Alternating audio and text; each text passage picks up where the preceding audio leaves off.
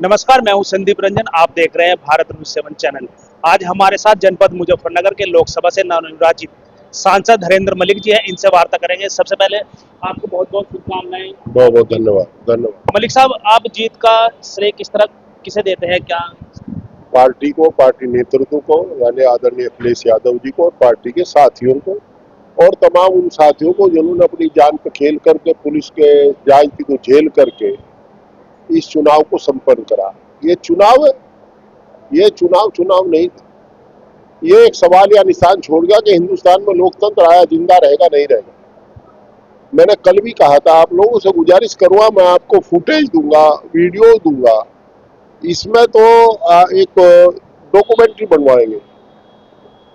ये तो सवाल या निशान है। जब थानेदार जाकर के एजेंट को हटाएगा, तुम हटिए बाहर, थानेदार जा कहेगा लोगों को वोट गिर लो, तो कैसे? यहाँ तो अच्छी बात ये थी कि अधिकारी वर्ग निष्पक्ष था, पर जो दरोगा उन्होंने लगवाए थे उन दरोगा ने तो सारी सीमाएं तोड़ करके काम किया। मैं उनके फुटेज, उनके काम और वीडियो उनकी अधिकारियों को भी दूंगा। अपेक्षा करूंगा कि वो उस पर कार्रवाई करें। कम से कम ऐसा हो कि भविष्य में कोई थानेदार ऐसा ना करे। जो वीडियो है उसमें किस तरह की जाति दिखाई गई? क्या सारी जायती दरोगा कह रहा गिरो, धमका रहा है, तो ये बड़ा मामला है सब। अच्छा, अब आप चुनाव जीत गए हैं। चुनाव के बाद आगे की क्या रणनीति है आपकी? देखिए, हम हैं जनता के वकील। जो क्षेत्र की जनता चाहेगी ऐसा हमें चलाएगी, वो हम ऐसा करेंगे। हमारी पार्टी की जो नीतियां है, कमेरों की लड़ाई लड़ना, चरण सिंहवादी, मुलायम सिंहवादी लोग कमेरों की लड़ाई लड़ते हैं, वो कमेरों की लड़ाई लड़ेंगे। ये हमारे राष्ट्रीय अध्यक्ष जी के निर्देश है। और भाई, राजनीति में पार्टी का आदेश सर्वोपरि होता है, वो तो करेंगे।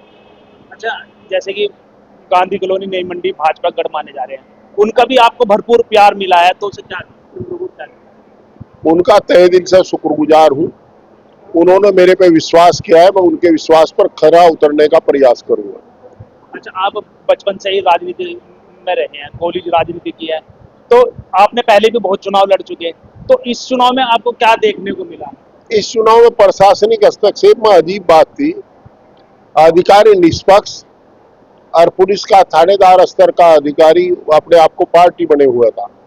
नहीं तो हमारा बूथ मैनेजमेंट ठीक था, हमारे समर्थक ठीक थे, और अधिकारियों का भी धन्यवाद दी। हमारे शहर का ही अगर ले, जहां चौकी इंचार्ज गड़बड़ कर रहे थे, इंस्पेक्टर का रोल ठीक था। इंस्पेक्टर ने कहा, हमारे चीफ इलेक्शन एजेंट जो मेरे सर हैं, उन्होंने बताया कि मैंने उन्हें कहा, उन्होंने कहा जब तक मैं हूं गुंडा ही नहीं होने दूंगा, निष्पक्ष होगा चुनाव, और उसने किया। तो जो लोग ज्यादा उत्साहित थे उन लोगों से थोड़ी दिक्कत आती है। उन्होंने लोकतंत्र की हत्या की, हत्या में भागीदारी की है, ये स्थिति। अच्छा, चुनाव जीत गए आप, तो आगे जो आपने वादे किए थे चुनाव के समय, तो उन्हें किस तरह पूरा करेंगे? चुनाव में जो वादे होते हैं वो सब पूरे करने के लिए किए जाते हैं। हम फर्जी वादे नहीं करते। हमारी पार्टी का मैनिफेस्टो है और उस मैनिफेस्टो को लागू करने का काम पार्टी करेगी, और हमने जो लोगों से वादे किए हैं उनको हम पूरा करने का प्रयास करेंगे। तो जनता से क्या कहना चाहेंगे आगे?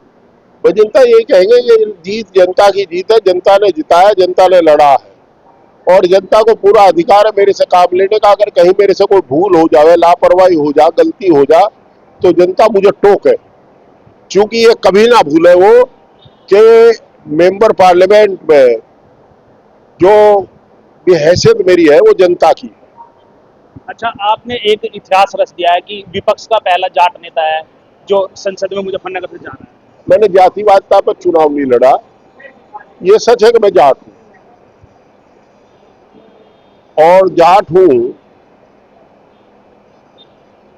उसमें मैं कोई ये नहीं कहता कि मैं जाट नहीं हूं। ऐसे तो एक भाजपा के अध्यक्ष है, उन्होंने कहा था मुझे 10 दिन बाद पता लगा कि मैं भी जाट हूं। मुझे तो जब मैं बोलना सीखा जब तो पता कि मैं जाट हूं। देखिए, हमने कमेरों के ऊपर लड़ाई लड़ी। हम कमेरे वर्ग को रिप्रेजेंट करते हैं, कमेरों की वकालत करेंगे, माफियाओं की वकालत नहीं करेंगे। सट्टा और अवैध शराब अगर यहाँ से विदा हो जाए तो क्राइम आधा हो जाए। सटोर ये है, हम प्रशासन से अनुरोध करेंगे मुजफ्फरनगर लोकसभा का सटोरिया मुक्त किया जाए। स्मैक बिकता है उससे बचावे, ड्रग्स बिकते हैं उससे बचावे, बच्चों का भविष्य अंधकार में न हो, ऐसा हम प्रयास करें। अच्छा, आपने अभी एक बात करी थी कि फैक्ट्री जहरीला पदार्थ छोड़ रही है। देखिए, उद्योगों के हम चाहेंगे व्यापार और उद्योग यहाँ फले फूले, ये अगर चलेंगे तो जीएसटी भी देंगे, सरकार को टैक्स देंगे और लोगों को रोजगार भी देंगे। उद्योगपति और व्यापारी भी हमारे भाई हैं, उन्हें फलने फूलने का अधिकार है, जो भी मदद होगी उनकी करेंगे, परंतु ये जरूर चाहेंगे कि लोगों की आंख ना खराब हो और कैंसर ना हो। जो एयर पोल्यूशन और वाटर पोल्यूशन है उसका इंतजाम करने का काम करेंगे। तो आपको कोई दिल्ली से फोन आया है कि जाने के लिए वहां पे? अब सरकार भी मेरी बात आदरणीय अध्यक्ष जी से हुई, हमने उनसे कहा भाई मैं बताइए क्या आदेश कब आओ। उन्होंने कहा कि ठीक है मलिक जी, हम जानते हैं आप जीत गए, अपनी पार्टी के लोग हो तो आपको बुला लेंगे। जब मीटिंग हो आई तो वो भी कन्नौज सर्टिफिकेट लेने गए, उन्होंने मुझे कहा 1-2 दिन लोगों तो मिलो, धन्यवाद दो लोगों का।